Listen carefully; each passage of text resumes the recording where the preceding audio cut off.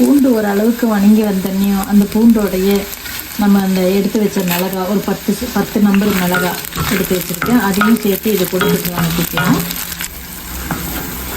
இது கூட நம்ம தேவையான அளவு உப்பு போட்டுக்கலாங்க. அவ்வளோதான் வேலை. எல்லாருக்கும் வணக்கம். எல்லாரும் எப்படி இருக்கீங்க? எல்லாரும் நல்லா இருக்கிறீங்கன்னு நம்புகிறேன். நம்ம இன்னைக்கு ஒரு ஈஸியான ஒரு 5 நிமிஷத்தில் பண்ணக்கூடிய குயிக் பூண்டு சட்னி பண்ணுறது நான் உங்களுக்கு எப்படின்னு குயிக்காக சொல்லி காட்டுறேன். அதுக்கு நம்ம ஒரு கடாய் சூடு பண்ணிவிட்டு அதில் கொஞ்சம் நல்ல எண்ணெய் யூஸ் பண்ணினோம்னா உடம்புக்கு ரொம்ப நல்லது. அதனால கொஞ்சம் நல்லெண்ணெய் ஒரு 20 ml ஊற்றி இருக்கிறேன். நான் எண்ணெய் சூடானோன்னையும் ஒரு சின்ன கப்பில் பூண்டு தோல் உரித்து வச்சுருக்கேன். எந்த கப் எடுக்கிறீங்களோ அதே கப் அளவுக்கு சின்ன வெங்காயம், இல்லைன்னா சின்ன வெங்காயம் இல்லைன்னா பெரிய வெங்காயம் அதே கப்பு சேம் கப்பில் ஒரு கப் எடுத்துருக்கிறேன் நான். அப்புறம் அதுக்கு தேவையானது காஞ்ச மிளகா ஒரு 10, ஒரு நெல்லிக்காய் சைஸ் புளி, அப்புறம் கருவேப்பிலை தாளிக்கிறதுக்கு. இது மட்டும்தான். இதுக்கு வேறு நிறைய இன்க்ரீடியன்ஸ் எல்லாம் தேவையில்லை.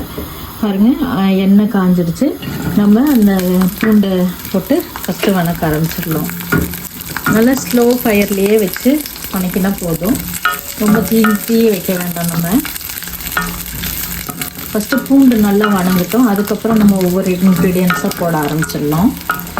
ஸ்லோ ஃபயரில் வச்சு குக் பண்ணால் தான் பூண்டு நல்லா வணங்கும். பூண்டு ஓரளவுக்கு வணங்கி வந்தனையும் அந்த பூண்டோடைய நம்ம அந்த எடுத்து வச்ச மிளகா ஒரு 10 நம்பர் மிளகா எடுத்து வச்சுருக்கேன். அதையும் சேர்த்து இதை கூட வணக்கிக்கலாம். பூண்டு ரொம்ப கலராக வணங்கணும்னு அவசியம் இல்லை. இந்த அளவுக்கு வணங்கினாவே போதும். பாருங்கள், மிளகாவும் சேர்ந்து அது கூட வணங்கிட்டோம்.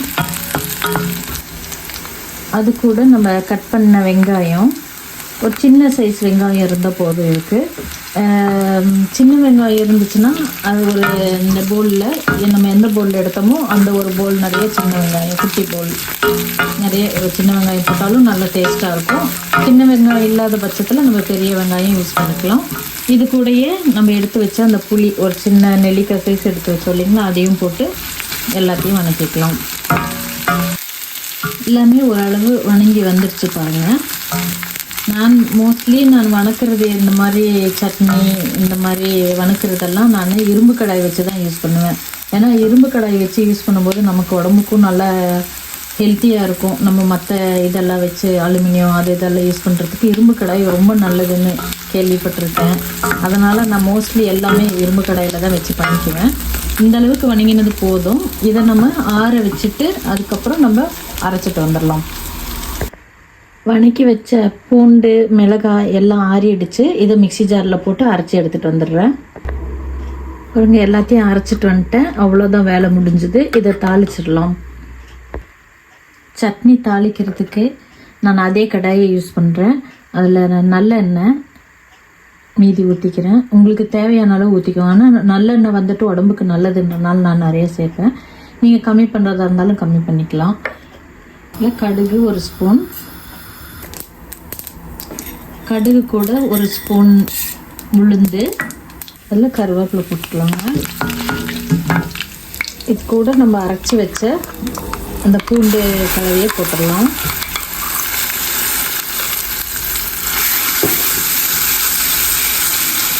பூண்டு சட்னி ரெடி ஆகிடுச்சுங்க. இதை ஒரு பவுலில் ட்ரான்ஸ்ஃபர் பண்ணிக்கலாம். இது ஆல்ரெடி வணக்கி அரைச்சனால ரொம்ப நேரம் வணங்கணும்னு அவசியம் கிடையாது. ஸ்டவ் ஆஃப் பண்ணிடலாம். அவ்வளோதாங்க. பாருங்க, சட்னி ரெடி ஆகிடுச்சு. 5 நிமிஷம் தான் ஆச்சு. எனக்கு வேலை இல்லை. அந்த பூண்டு உரிக்கிற நேரம், அந்த வெங்காயம் கட் பண்ணுற நேரத்தை தவிர மற்றது 5 நிமிஷத்தில் வணக்கி பூண்டு சட்னி அரைச்சாச்சு.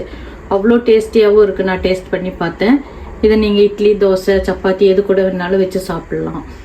இந்த வீடியோ பிடிச்சிருந்துச்சுன்னா ஒரு லைக் பண்ணி ஷேர் பண்ணி சப்ஸ்கிரைப் பண்ணிக்கோங்க. இன்னும் நான் ஈஸியாக என்னென்ன சட்னி பண்ணலாம், என்னென்ன ரெசிபிஸ் பண்ணலான்ட்டு குயிக் ரெசிபிஸ் நான் இனி வர வீடியோக்களில் போட ஆரம்பிக்கிறேன். எல்லாருக்கும் ரொம்ப நன்றி. சப்ஸ்கிரைப் பண்ணி பார்க்குறவங்களுக்கு எல்லாருக்கும், சப்ஸ்கிரைப் பண்ணாதவங்க தயவுசெய்து சப்ஸ்கிரைப் பண்ணுங்கள், எனக்கு சப்போர்ட் பண்ணுங்கள். எல்லாருக்கும் ரொம்ப தேங்க்ஸ். பாய்.